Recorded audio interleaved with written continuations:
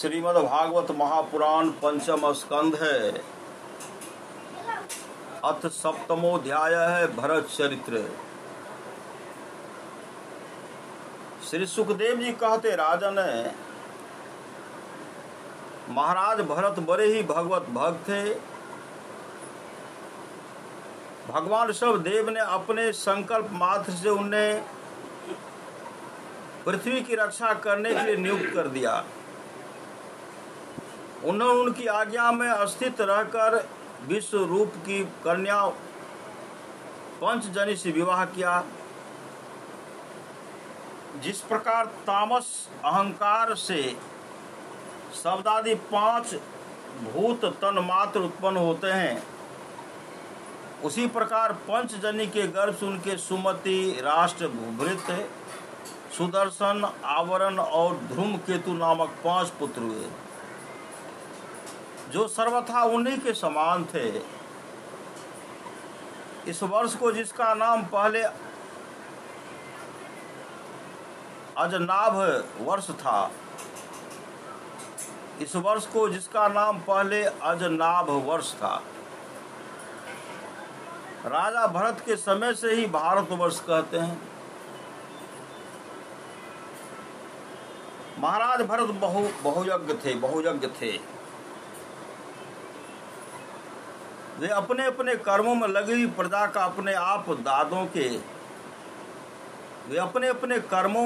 हुई प्रजा का अपने बाप दादों के समान स्वधर्म में स्थित रहते हुए अत्यंत वात्सल भाव से पालन करने लगे।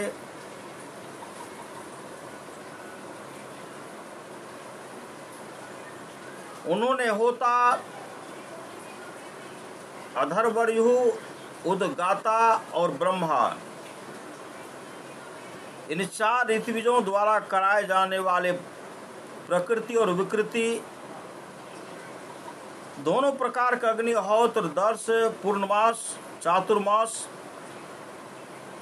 पशु और सोम आदि छोटे बड़े क्रतुओं में यज्ञों में यथा समय श्रद्धा पूर्वक यज्ञ और क्रतु रूप श्री भगवान का यजन किया। इस प्रकार अंग और क्रियाओं के सहित भिन्न भिन्न यज्ञों का अनुष्ठान के समय जब अधवर्यु गण आहुति देने के लिए हवि हाथ में लेते, तो यजमान भरत उस यज्ञ कर्म से होने वाले पुण्य रूप फल को यज्ञ पुरुष भगवान वासुदेव के अर्पण कर देते। वस्तुतः वे पर ब्रह्म ही इंद्रादि समस्त देवताओं के प्रकाशक, मंत्रों के वास्तविक प्रतिपाद तथा उन देवताओं के भी नियामक होने से मुख्य कर्ता प्रधान देव हैं। इस प्रकार अपनी भगवद अर्पण बुद्धि रूप कुशलता से हृदय के राग, द्वेष आदि मलों का मार्जन करते हुए सूर्यादि सभी भोक्ता देवताओं का भगवान के नेत्रादि अवयवों के रूप में चिंतन करते थे। इस तरह कर्म की शुद्धि से उनका अंतःकरण शुद्ध हो गया। तब उन्हें अंतर्यामी रूप से विराजमान हृदयाकाश में ही अभिव्यक्त होने वाले ब्रह्म स्वरूप एवं महापुरुषों के लक्षणों से उपलक्षित भगवान वासुदेव में जो श्रीवत्स, कौस्तुभ, वनमाला, चक्र, शंख और गदा आदि से सुशोभित तथा नारद आदि निज जनों के हृदयों में चित्र के समान निश्चल भाव से स्थित रहते हैं, दिन दिन वेग पूर्वक बढ़ने वाली उत्कृष्ट भक्ति प्राप्त हुई। इस प्रकार 1 करोड़ वर्ष निकल जाने पर उन्होंने राजभोग का प्रारब्ध छिन्न हुआ। इस प्रकार 1 करोड़ वर्ष निकल जाने पर उन्होंने राजभोग का प्रारब्ध छिन्न हुआ जानकर अपनी भोगी हुई वंश परंपरागत संपत्ति को यथायोग पुत्रों में बांट दिया। फिर अपने सर्व संपत्ति संपन्न राजमहल से निकलकर वे पुलहाश्रम हरिक्षेत्र में चले आए।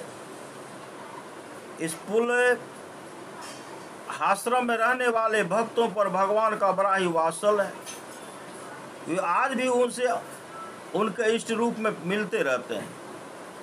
वहाँ चक्र नदी गंडकी नाम की प्रसिद्ध सरिता चक्राकार सालग्राम शिलाओं से, जिनके ऊपर नीचे दोनों ओर नाभि के समान चिन्ह होते हैं, सब ओर से ऋषियों के आश्रमों को पवित्र करती रहती है।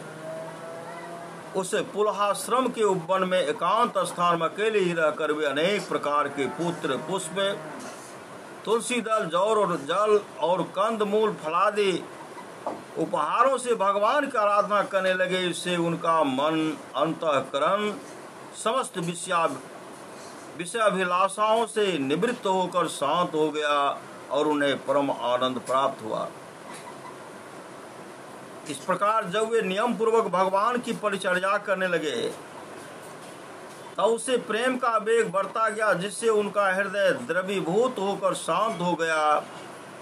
आनंद के प्रबल वेग से शरीर में रोमांच होने लगा तथा उत्कंठा के कारण नेत्रों में प्रेम के आंसू उमड़ आए, जिससे उनकी दृष्टि रुक गई। अंत में जब अपने प्रियतम के अरुण चरणार बिंदों के ध्यान से भक्ति योग का आविर्भाव हुआ, तब परमानंद से सराबोर हृदय रूप गंभीर सरोवर में बुद्धि के डूब जाने से उन्हें उस नियम पूर्वक की जाने वाली भगवत पूजा का भी स्मरण न रहा। इस प्रकार वे भगवत सेवा के नियम में ही तत्पर रहते थे। इस प्रकार वे भगवत सेवा के नियम में ही तत्पर रहते थे। शरीर पर कृष्ण मृग चर्म धारण करते थे तथा त्रिकाल स्नान के कारण भीगते रहने से उनके केश भूरी भूरी घुंघराली लटों में परिणत हो गए थे।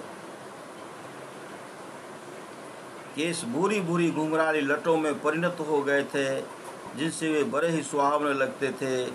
वे उदित हुए सूर्यमंडल में सूर्य संबंधिनी ऋचाओं द्वारा ज्योतिर्मय परम पुरुष भगवान नारायण की आराधना करते और इस प्रकार कहते: भगवान सूर्य का कर्म फलदायक तेज प्रकृति से परे है। उसी ने संकल्प द्वारा इस जगत की उत्पत्ति की है। फिर वही अंतर्यामी रूप से इसमें प्रविष्ट होकर अपने चित्त शक्ति द्वारा विषय लोलुप जीवों की रक्षा करता है। हम उसी बुद्धि प्रवर्तक तेज की शरण लेते हैं। श्री सद्गुरु महाराज की जय। इति श्रीमद्भागवते महापुराणे पारमहंस्यां संहितायां पंचम स्कंधे भरतचरिते भगवते परिचर्यायां सप्तमोऽध्यायः। श्री सद्गुरु महाराज की जय।